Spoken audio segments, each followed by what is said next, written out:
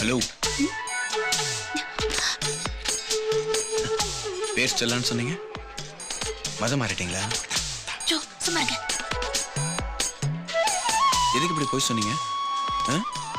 நீங்க பாட்டுக்கு ஸ்டெல்லான்னு சொல்லிட்டு போயிட்டீங்க. நான் சர்ச்சா சுத்திட்டு இருக்கேன். எதுக்கு இப்படி சுத்தல விடுறீங்க?